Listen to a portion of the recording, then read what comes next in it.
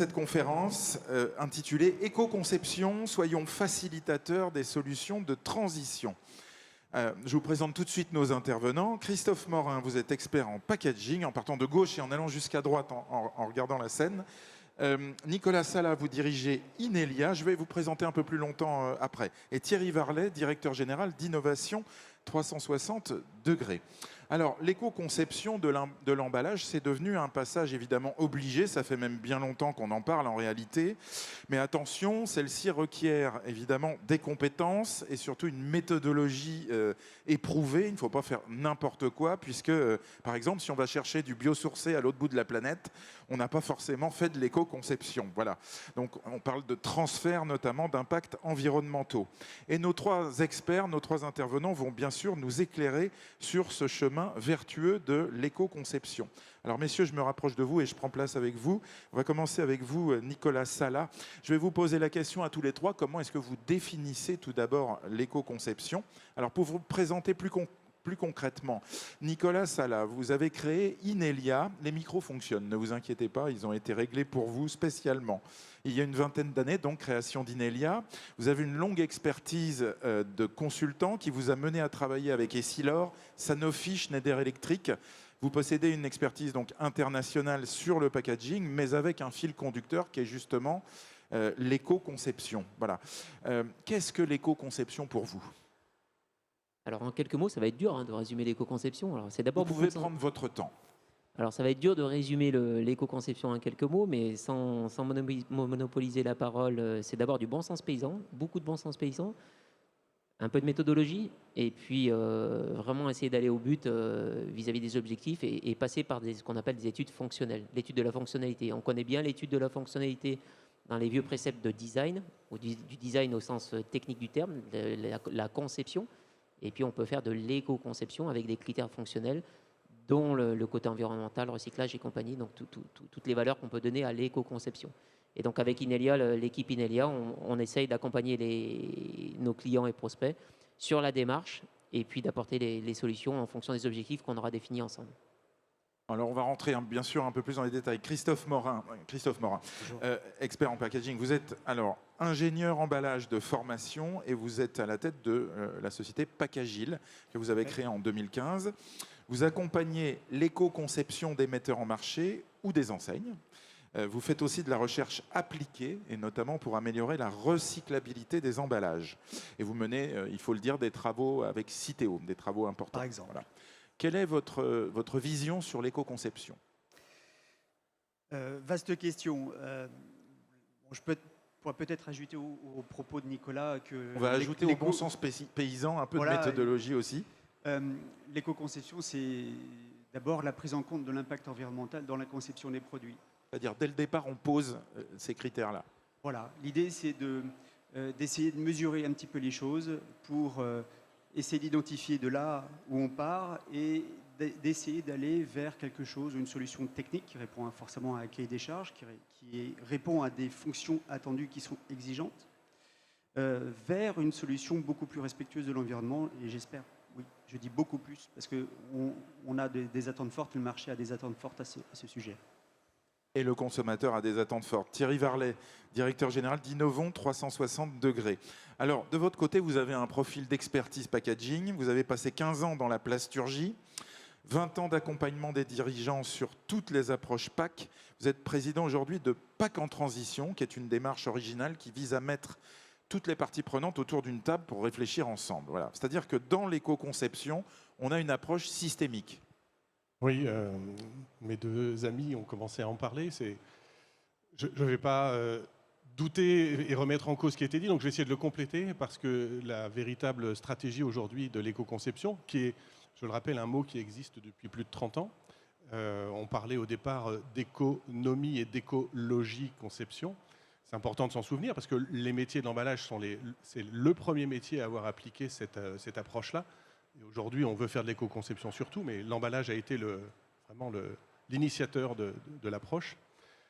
Mais une approche, elle ne peut se construire, et c'est pour ça que j'ai créé Innovon à 360 et qu'on a créé PAC en transition, parce qu'il est temps aujourd'hui de concevoir des emballages qui sont réellement respectueux de notre vie, plus que de notre environnement. Il s'agit de notre vie aujourd'hui. Et concevoir ces emballages respectueux de notre vie, eh bien, c'est intégrer toutes les parties prenantes.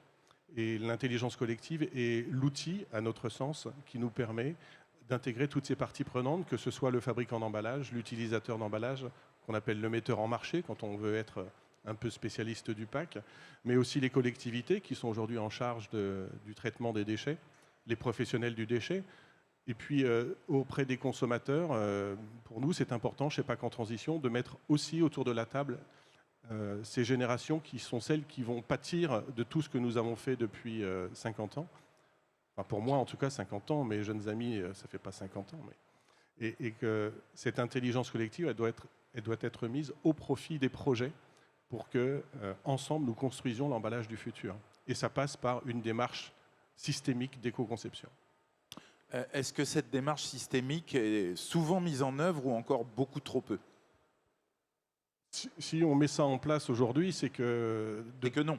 Depuis des années, enfin, quand j'ai commencé dans le monde de l'emballage, on arrivait chez un industriel qui nous disait « j'ai besoin d'un emballage, s'il vous plaît, voilà mes produits, j'ai besoin d'un emballage, mettez un emballage autour ». Or, c'est pas comme ça qu'on conçoit un produit. C'est quelle est la finalité, quelle est la fonction. Nicolas en a parlé. J'ai défini la fonction. Quelles sont les attentes vis-à-vis du consommateur, du distributeur, du traiteur de déchets, enfin du responsable du déchet.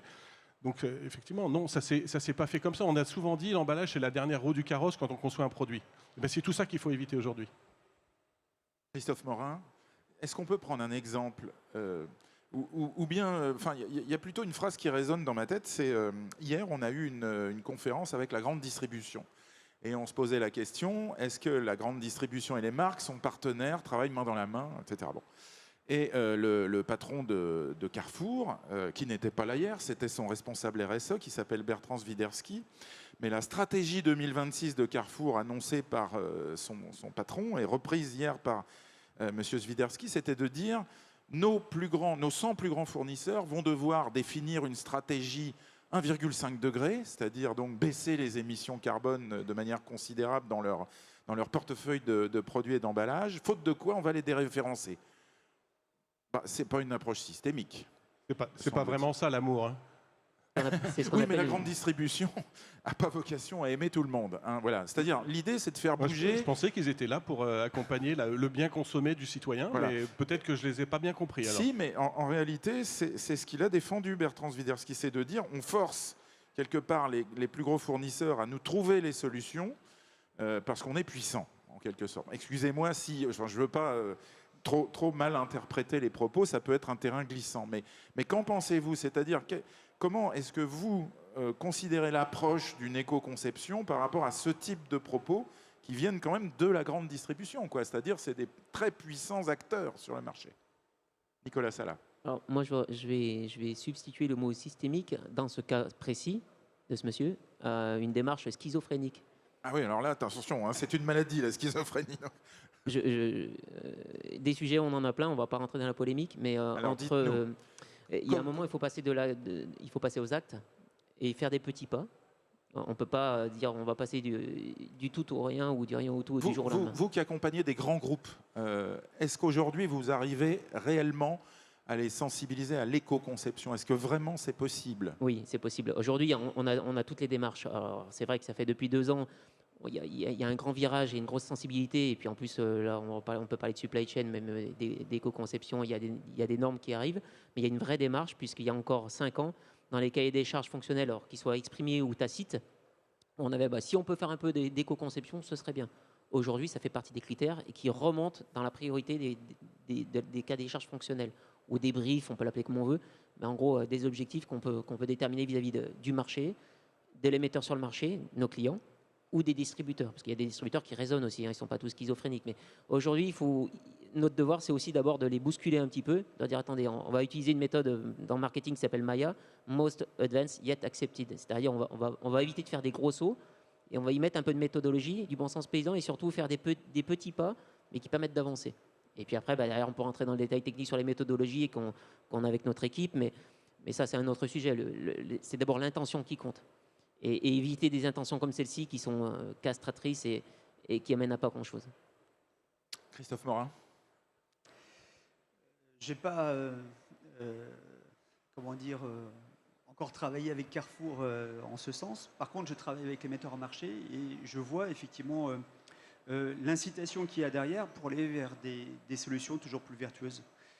Maintenant, c'est bien de mettre la pression, mais il faut aussi accompagner la solution économique dans son ensemble, c'est-à-dire que bien souvent, malheureusement c'est le cas, mais il faut être aussi réaliste, des solutions plus vertueuses sont souvent aujourd'hui beaucoup plus chères.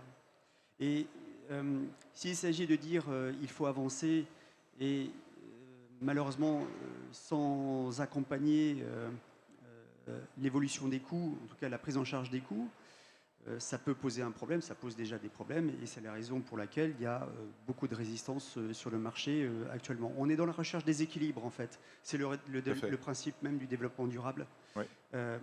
L'éco-conception, oui, mais sans rogner trop aux marges ni au bien fondé du coût. C'est-à-dire c'est le juste impact aussi, mais pour le juste coût. Et pour le juste impact social. Voilà, la recherche des équilibres, c'est ces trois fondements du développement durable. Thierry Varlet. Oui, on revient à cette notion écologie et économie-conception. C'est systémique au niveau de la grande distribution. C'est pour ça que imposer ou faire du greenwashing avec une démarche d'éco-conception, c'est une chose. Ils savent très bien le faire. Ça fait 30 ans. Je rappelle que ça fait 30 ans. Ça fait 30 ans que ce mot-là est sorti dans les textes et s'applique à l'industrie de l'emballage. En parler de manière extrêmement glorifiante aujourd'hui pour dire « Ah, je suis le plus vert du monde de la distribution », pour moi, c'est de la récupération.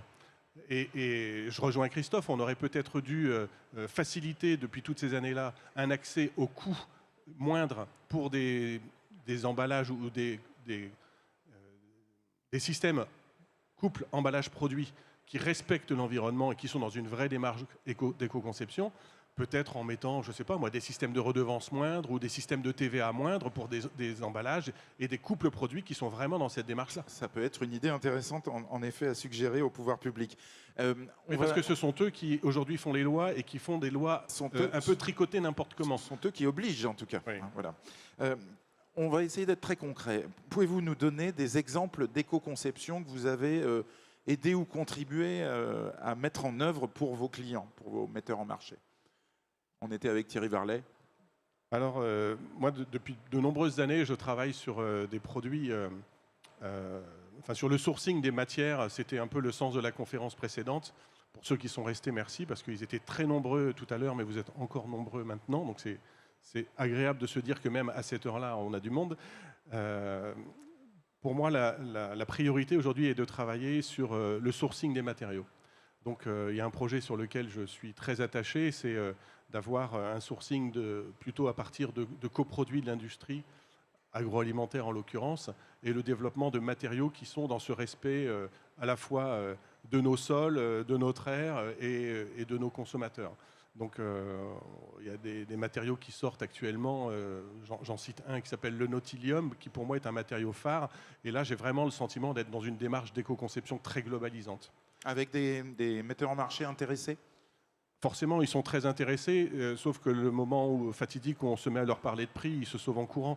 Mais comme l'objectif de notre projet de mise sur le marché de ce matériau que j'ai présenté à de nombreuses reprises sur ce salon, qui permet d'être un espace de présentation de l'innovation, c'est aussi d'avoir des entreprises qui sont dans le respect de nos valeurs. C'est-à-dire qu'on fait un matériau qui a un certain nombre de valeurs intrinsèques et on souhaite avoir des clients qui respectent ces mêmes valeurs. Et c'est comme ça qu'on construira ce monde qui respectera notre vie. Je ne parle même plus d'environnement, il s'agit de notre vie.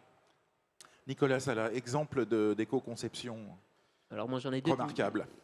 Alors j'en ai un premier qui me vient en tête, qui est un vieux classique chez nous. On a supprimé 230 tonnes de coupelles plastiques qui font 15 grammes. Donc je vous laisse imaginer un peu. On a tout remplacé, le plastique polystyrène thermoformé par du tout carton. Dans quel produit? C'est dans l'ophtalmique. On ne pourra pas le citer.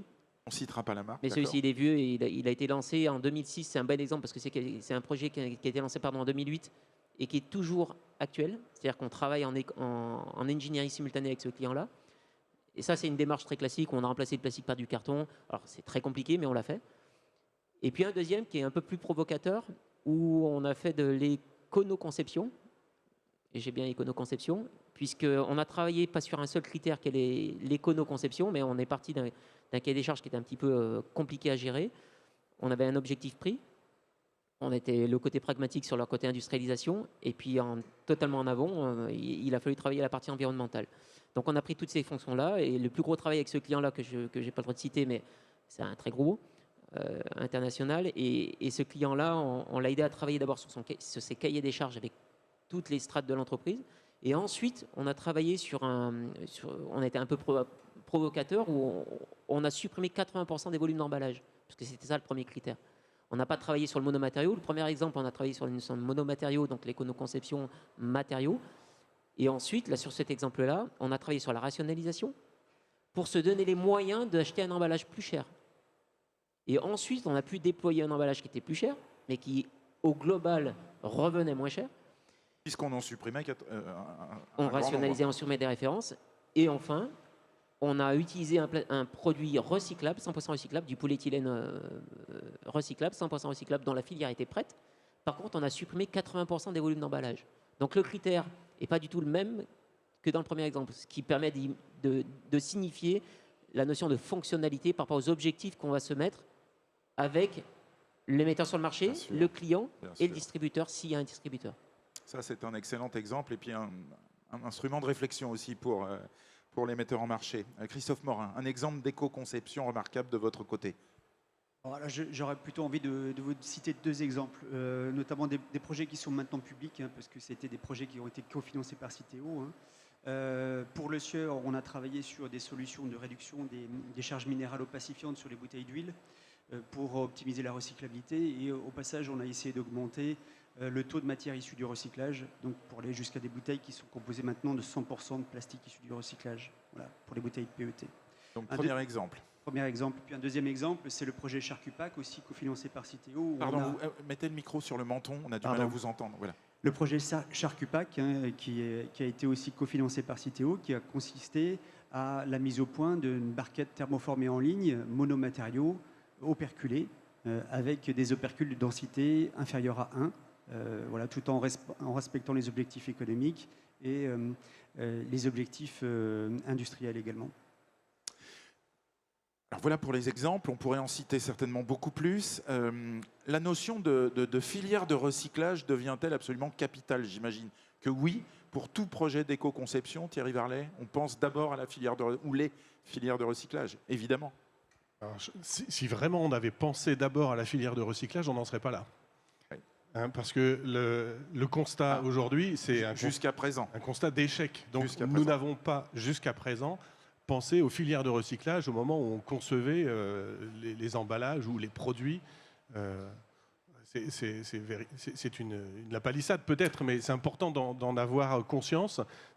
Aujourd'hui, il n'y a pas de filière de recyclage pour le PS, il n'y a pas de filière de recyclage pour le PP et pour le PE, où elles sont balbutiantes. Et pour autant, ce n'est pas depuis la semaine dernière qu'on a mis du PE et du PP sur le marché. Donc on a vraiment pris beaucoup de retard. Après, les raisons, elles sont extrêmement complexes et compréhensibles. Mais non, on n'a pas eu cette démarche-là. On est toujours dans la démarche, on attend qu'il y ait plusieurs morts au carrefour pour mettre un stop ou un feu.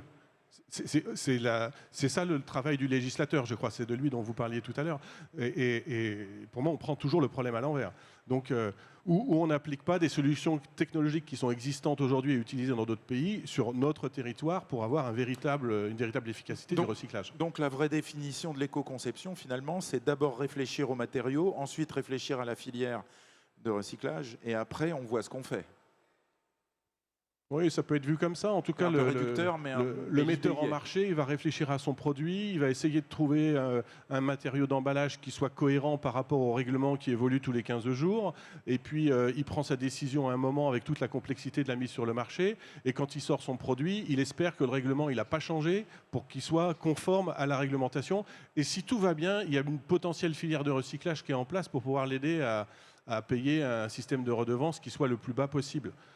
Mais il assume sa responsabilité. Là où il est admirable, c'est qu'il assume sa responsabilité de pollueur, puisque c'est le principe de la REP, responsabilité élargie du producteur.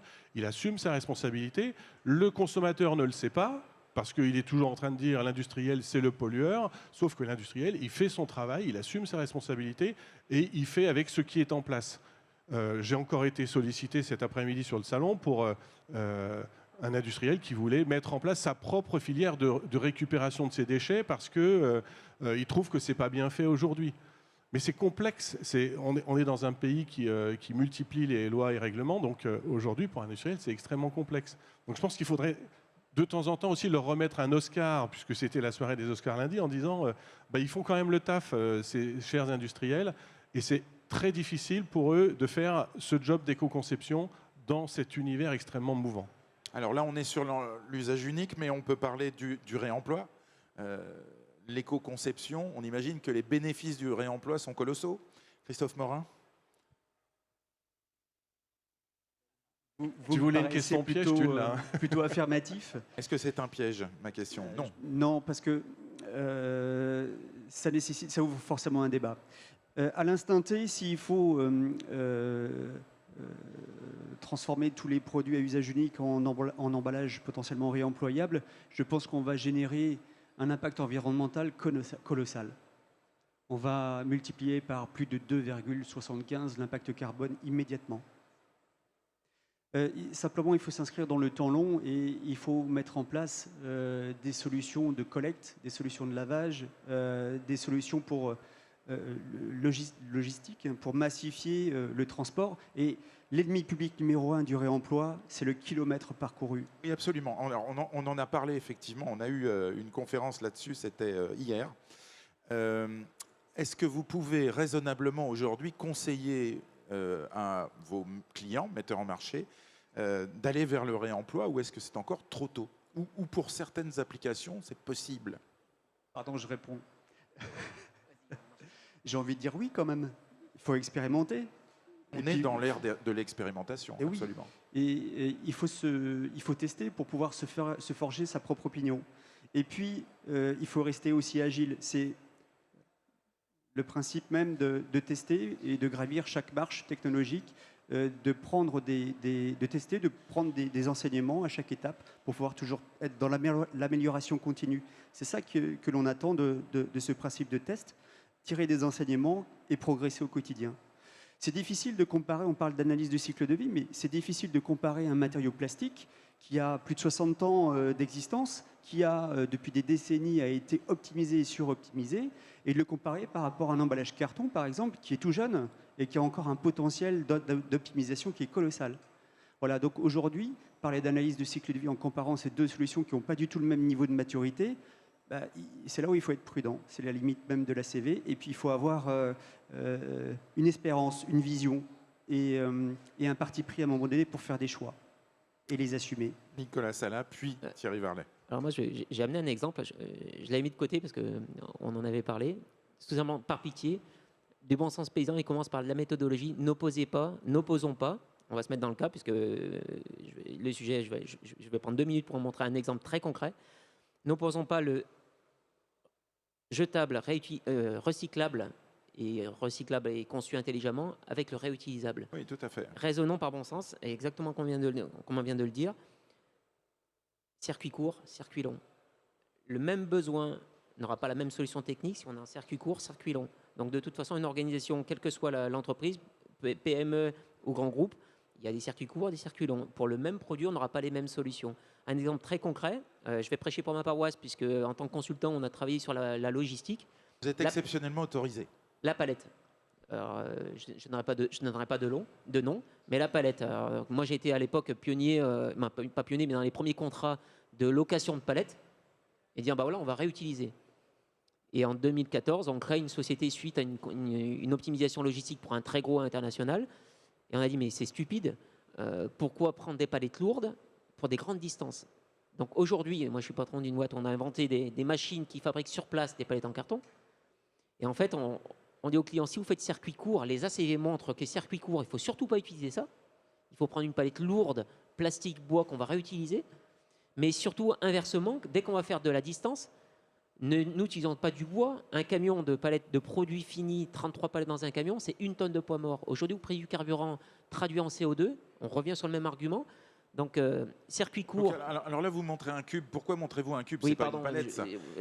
La machine, juste 2 mots, c'est une machine qui permet de faire sur place, en moins de 9 mètres carrés, des plots qui résistent à 600 kg avec du carton, très peu de carton. Je ne veux pas faire la pub, ce n'est pas le sujet. Mais par contre, c'était pour dire on peut faire sur place avec du carton une solution résistante à l'humidité pour les circuits longs légers. Et circuits courts, on prend des produits lourds, des palettes en bois et des palettes en plastique. Donc n'opposons pas le jetable intelligent avec le réutilisable, mais raisonnons un coup circuit court, lourd, réutilisable, et circuit long, jetable, intelligemment, 100% recyclable ou compostable. On a compris le discours. Donc il s'agit effectivement d'un système industriel léger de fabrication de palettes en carton. Dans cet exemple-là, oui. Dans cet exemple-là, qui est donc utilisable par le client, par le transporteur également. Voilà. Donc c'est une solution de circuit court et de réemploi sur le matériau palette qui est effectivement par essence réemployable et un nombre de cycles important. Voilà, tout en gagnant du poids, beaucoup de poids. Thierry Varlet. Oui, je ne veux pas être redondant, mais je suis totalement d'accord avec l'approche d'agilité. Ce n'est pas pour faire de la pub à Pack Agile, mais il faut être agile et contraindre les entreprises quelquefois avec ces approches législatives. Je radote un peu avec ça. C'est extrêmement compliqué pour l'entreprise de se sortir de ça. Et là où l'entreprise devrait avoir ce droit à l'expérimentation, même une facilitation à l'expérimentation sur des approches d'éco-conception, mais pas que, c'est là où on doit être fort. On ne peut pas bloquer les entreprises en disant vous ne pouvez pas développer ça parce qu'il n'y a pas de filière. Justement, inventons la filière, créons la filière. Vous ne pouvez pas aller sur ce matériau-là parce qu'il y a un autre problème qui est identifié ou parce que c'est fait par tel autre. Cette agilité, elle est stratégique. Et je vais revenir sur notre approche d'intelligence collective. C'est comme ça qu'on conçoit les choses collectivement pour être en mesure d'apporter des choses innovantes et que l'on pourra intégrer dans le pas de temps, le fameux pas de temps qui était beaucoup utilisé il y a quelques années. Mais ce pas de temps, il est nécessaire. Cette transition, elle est nécessaire. Donc, ayons la souplesse et l'intelligence d'autoriser ça.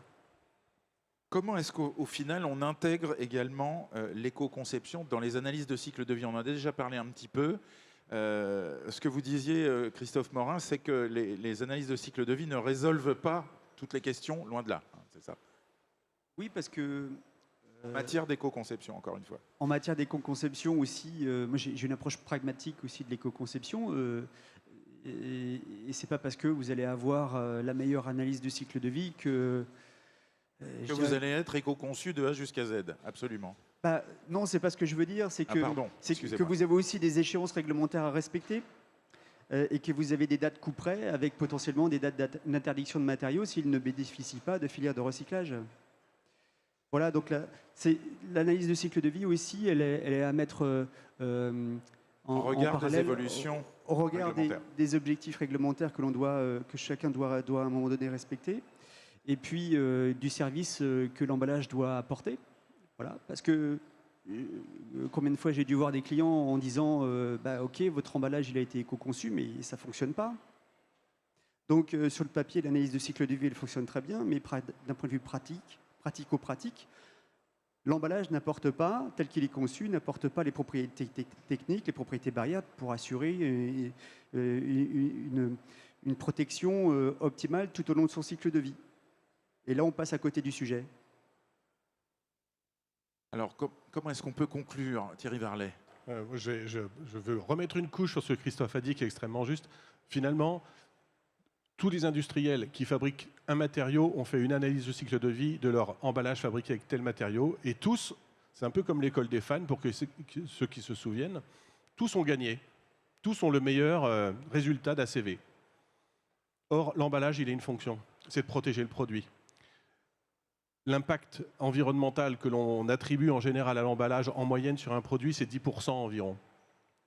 Si on est capable, avec les emballages que l'on fait, d'éviter l'impact environnemental d'un produit qui ne serait jamais consommé, la tranche de jambon qui est perdue parce qu'elle n'a pas été emballée correctement, l'impact environnemental de l'emballage, l'impact environnemental du produit global, c'est celui de la tranche de jambon. Oui. Donc oublier cette fonction de l'emballage, c'est oublier le service que rend l'emballage, et c'est là qu'on doit être intelligent et de faire une analyse d'impact environnemental de la globalité du produit.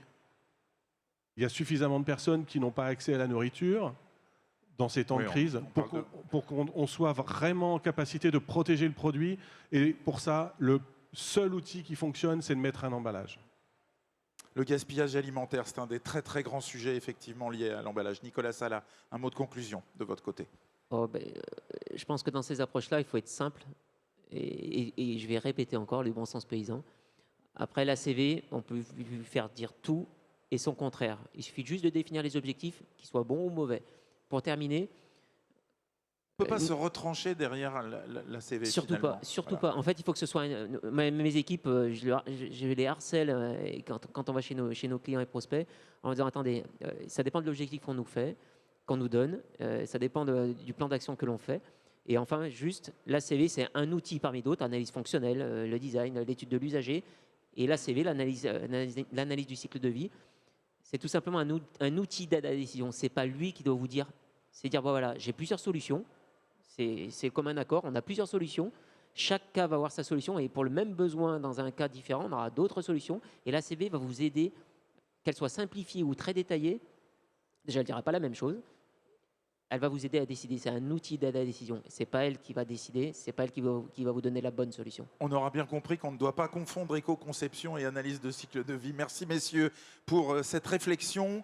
Évidemment, vous avez compris que ce n'est pas des recettes de cuisine qu'on vous a données, c'est plutôt une vraie matière à réflexion. Et pour cela, soyez remerciés messieurs. Applaudissements pour nos intervenants.